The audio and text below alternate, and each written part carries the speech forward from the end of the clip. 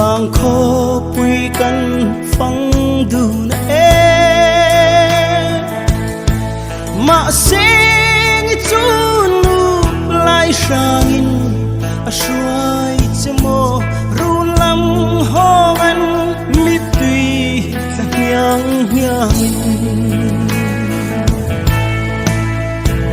mam pui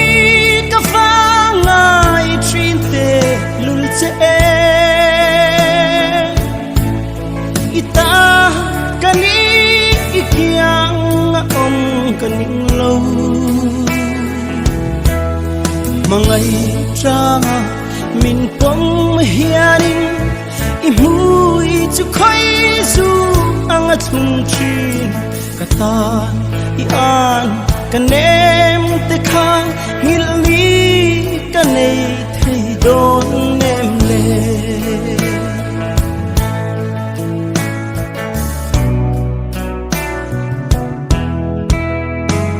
oi te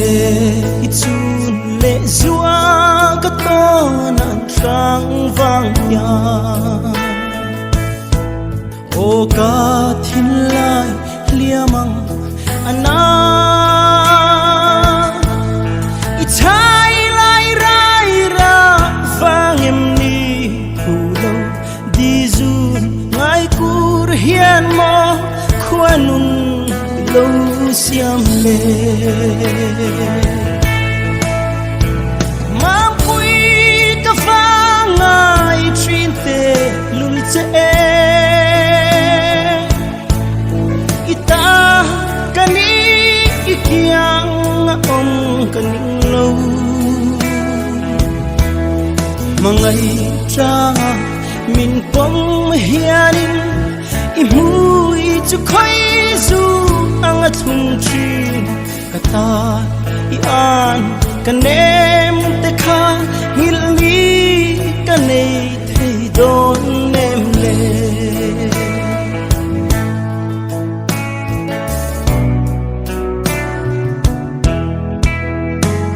oi te katha ya zong ipam mai lua ani angur nun ka yang ve si lo itun duai sa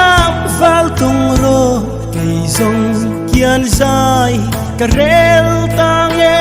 hu lo pui mang tha o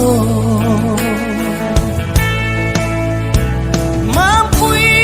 ka fa ngai trin te lul che ita kani ikyang om kaning lo mangai tranga min pom hianin imui chu khoi zu anga chung chin kata I an kanem te kha ngil li kanei thei don nem le